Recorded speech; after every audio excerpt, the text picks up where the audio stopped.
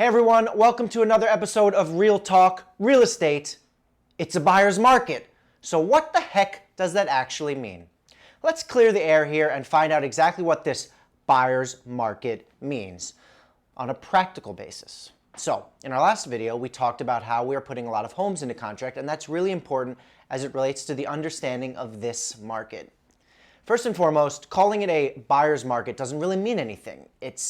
It's just a name. So I want to break down what it means for sellers and buyers, of course, and give you an understanding of what the practical implications are. So let's start with this.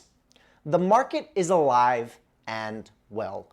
I will repeat, the market is alive and well. The biggest misconception that I'm seeing in the current market is when people use words like slow and sluggish. The market is not slow and sluggish. The market is as active as I've ever seen it. That doesn't mean we are moving at breakneck speed the way we did in 2014 and 2015, but it does mean that a lot of trades are happening and that we are neck deep in a lot of them. So, if you're a buyer and this is your market, let's see what this means. First of all, prices have come down and there is softness in the market. There are plenty of opportunities for a buyer to purchase a home at, say, a price that is 10 or 20% below what was the peak of the market. Again, that doesn't mean the market is slow. It just means the market is making a correction. And here's the kicker. There is nothing wrong with this. A correction is a good thing. Secondly, the buyer's market means you have more options to choose from. And as I've said earlier, you don't necessarily have to move at breakneck pace. I think options are a good thing. You always want to have good options.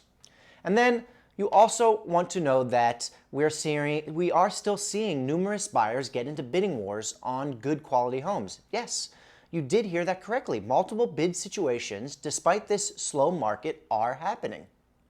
So this is the perfect transition then for sellers who are probably thinking to themselves, how do I get my home into a multiple bid situation? So let me tell you. First of all, price. I cannot stress this enough. More than anything, when you have this buyer market, it means that there is incredible pricing sensitivity. You simply can't be ambitious because buyers aren't going to take the bait.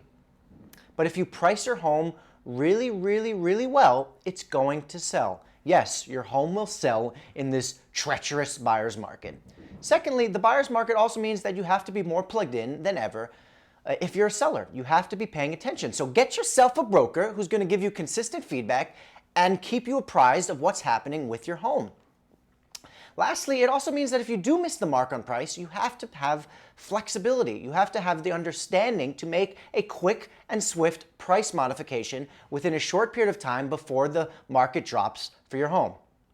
And then also, I think this is not necessarily a specific to the buyer's market, but a really important understanding if you're a seller, an important component to understanding what it means to be a seller in the buyer's market is to absolutely erase this notion of it only takes one buyer to pay the price for my home entirely from your mind.